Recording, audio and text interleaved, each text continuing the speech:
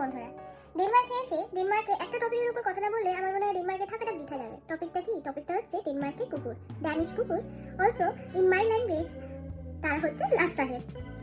তো লাট সাহেবের সম্পর্কে জানার জন্য আমি এই ভিডিওটা বানাচ্ছি। তার কারণ হচ্ছে এখানে আমাদের এই লাট সাহেবরা আমাদের ভারতীয় লাট সাহেবের থেকে অনেকটাই আলাদা।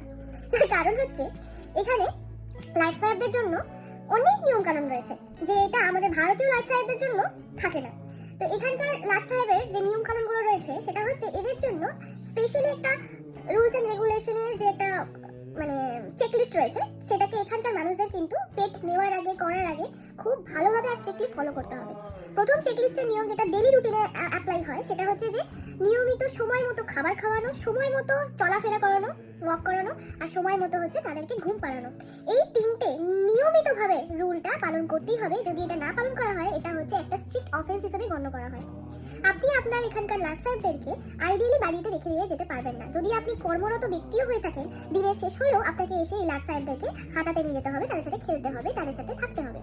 শুধু তাই না, লাট সাহেবদের জন্য আমাদের এখানে ডেনমার্কে ডেডিকেটেড বিভিন্ন রকমের পার্ক রয়েছে, বিভিন্ন গ্রিনারি রয়েছে। নট অনলি দ্যাট, পাবলিক ট্রান্সপোর্টেতেও আমাদের এই ড্যানিশ কুকুরদের জন্য রয়েছে সেপারেট জায়গা। বাস বলুন বা ট্রেন বলুন বা যে কোনো যানবাহনে এই লাট সাহেবদের কিন্তু সব জায়গাতেই রয়েছে সাদর আগমন।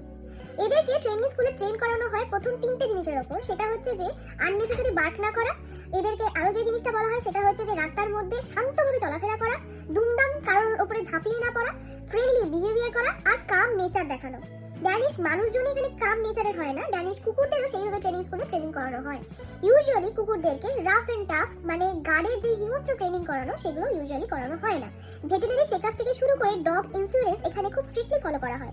যারা ডগ অ্যাবান্ডন করে দেয় তাদেরকে সরকার থেকে কঠোর পানিশমেন্ট দেওয়া হয়, আর এটা একেবারে ইল্লিগাল ধরা হয় এখানে। শুধু তাই না, এই লাট সাহেবগুলোর হাইজ ব্যাপার, কমফোর্ট ব্যাপারটাকে এতটাই ভালো করে দেখা হয় যে তারা অ্যাকচুয়ালিতে এখানে ড্যানিশ কুকুর বা লাট সাহেব বা পেট হিসেবে গণ্য হয় না, এখানে একটা বাড়ির মেম্বার হিসেবে গণ্য হয়। এদের মেন্টাল স্টেবিলিটি, মেন্টাল হেলথকেও নাকি গণ্য করা হয় ডেনমার্কে। যেটা আমাদের ভারতীয় সংস্কৃতিতে নিজেদের ক্ষেত্রে যদি আমরা মেন্টাল স্টেবিলিটির কথা মায়েদের কাছে বলে দিই, আমার মনে হয় কিছু মা এখনো রয়েছে যারা মেন্টাল স্টেবিলিটি, মেন্টাল হেলথ সেটা কি। কিন্তু দেখুন কত একটা ভালো ব্যাপার যে এখানে ড্যানিশ কুকুরদেরও মেন্টাল স্টেবিলিটি, মেন্টাল হেলথ, তাদের হেলথ সবকিছুকে নিয়ে কিন্তু সরকার ভীষণভাবে মনোনিবিষ্ট করেছে আর নিয়ম তৈরি করেছে। আপনি নিজে ভুলে যান চলতে, কিন্তু কুকুরকে না চালালে কিন্তু আপনি ডগ বুঝতে পারবেন না, লাট সাহেব বুঝতে পারবেন না বা রাখতে পারবেন না। এই ছিল আজকে আমার রিলের মেন বক্তব্য, লাট সাহেব, ড্যানিশ কুকুর। জানাবেন আপনি আমার কমেন্ট সেকশনে যে আপনার এই লাট সাহেবদের গল্প কেমন লাগলো। দেখা হচ্ছে আবার আমার নেক্সট ভিডিওতে। টিল দেন ভালো থাকবেন, সুস্থ থাকবেন, সবল থাকবেন।